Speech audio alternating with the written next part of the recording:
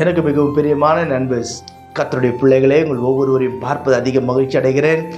கர்த்தர் நீங்கள் எந்த இடத்தில் இருந்தாலும் சரி, எந்த நாட்டில் இருந்தாலும் சரி, கர்த்தர் உங்களையும் ஆறுதல் படுத்தி தேர்தல் படுத்த பலப்படுத்த அவர் போதுமானவராய் இருக்கிறார். கர்த்தர் இந்த நாளை ஆசீர்வதிக்கும்படி நமக்கு கொடுத்திருக்கிற உன்னதமான ஆசீர்வாதமான வாக்குத்தத்தம் என்ன என்று பார்ப்போம். அது யோவான் 16வது அதிகாரம் 22வது வசனம். உங்கள் சந்தோஷத்தை ஒருவனும் உங்களிடத்திலிருந்து எடுத்து போட மாட்டான். உங்கள் சந்தோஷத்தை ஒருவனும் உங்களிடத்திலிருந்து எடுத்து போட மாட்டான். சிலருக்கு எப்பொழுது சந்தோஷம் என்று சொன்னால், மாதம் 31ஆம் தேதி ஆகும்போது அளவில்லாத ஒரு சந்தோஷம் இருக்கும். காரணம் என்னென்னா, அன்னைக்கு சம்பளத்துடைய நாள். ஆனால் அதே ஒரு 10 நாள் போகும்போது கையில் இருக்கிறதெல்லாம் செலவழியும் போது எல்லா டியூவும் கட்டி முடித்து ஒன்றும் இல்லாமல் ஓட்டாண்டியாக நிற்கும் போது அன்னைக்கு வரும் பாருங்க, இருதயத்தில் பல கேள்விகள். ஏன் ஆண்டவர் எனக்கு மாத்திரம், ஏன் ஆண்டவர் என்னுடைய வாழ்க்கையில் இப்படி சம்பவிக்க பண்ணார்? சிலருடைய சந்தோஷம் அந்த சொற்ப வருமானத்தில் இருக்கும், சிலருடைய சந்தோஷம் சினிமாவில் இருக்கும், சிலருடைய சந்தோஷம் குடியில் இருக்கும், போதைப் பொருட்கள் உபயோகிக்கிறதுனால் இருக்கும். பிரியமானவர்களே, இன்றைக்கு நான் உங்களை பார்த்து சொல்லுகிறேன், இன்றைக்கு ஏதோ ஒரு காரியத்தின் நிமித்தம் என்னுடைய சந்தோஷத்தை நான் இழந்து போகிறேன் என்று சொல்லி நீங்கள் யோசிக்கலாம். ஆனால் வார்த்தை என்ன சொல்லுகிறது?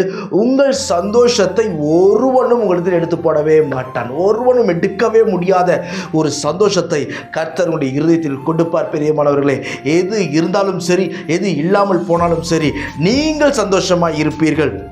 நீங்கள் சந்தோஷமாக இருப்பீர்கள், நீங்கள் வாழ்ந்திருப்பீர்கள், நீங்கள் கனப்படுத்தப்படுவீர்கள். நமக்கு இந்த ஆசீர்வாதம் வேணும் என்று சொன்னால் நீங்களும் நானும் செய்ய வேண்டிய ஒரு காரியம் ஒன்று உண்டு. நம்முடைய சந்தோஷம் எப்படிப்பட்ட சந்தோஷமாக இருக்க வேண்டுமாம்? பிலிப்பியர் 4:4 சொல்கிறது, கர்த்தருக்குள் எப்பொழுதும் சந்தோஷமாயிருங்கள். எது நிலையான சந்தோஷம்?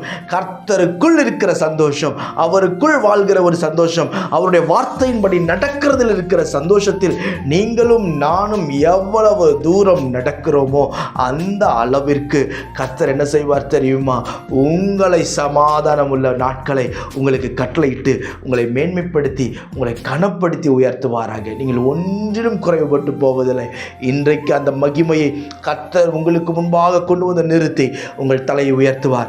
இழந்து போன சந்தோஷத்தை, இழந்து போன சமாதானத்தை, இழந்து போன ஆசீர்வாதங்களை கர்த்தரது காலை வேளையிலே உங்களுக்கு கொடுத்து உங்களை ஆசீர்வதிக்க அவர் போதுமானவராய் இருக்கிறார். நான் உங்களுக்கு ஜெபிக்கிறேன். பரலோக பிதாவே, இந்த வார்த்தையெல்லாம் கேட்கிறேன். அன்பு சகோதர சகோதரி ஒவ்வொரு கர்த்தர் ஒப்பு கொடுத்து ஜெபிக்கிறேன். கனப்படுத்தி மேன்மைப்படுத்தி ஆசீர்வதிப்பீராக ராஜா. ஒருவரும் உங்கள் சந்தோஷத்தை எடுத்து போட மாட்டான்கிற வார்த்தையின்படி பிள்ளைகள் ஒவ்வொருடைய இருதயத்தில் இருக்கிற சமாதானத்தையும் சந்தோஷத்தையும் எதிரி பாதுகாப்பு வழிநடத்தும்படிக்கு நான் ஜெபிக்கிறேன். கிருபையாய் நடத்தும், பாதுகாத்து நடத்தும், விரும்புவதை கொடுத்து ஆசீர்வதி மேன்மைப்படுத்தும். இயேசுவின் நாமத்தில் ஜெபிக்கிறேன் ஜீவனுள்ள பிதாவே. ஆமென், ஆமென். God bless you.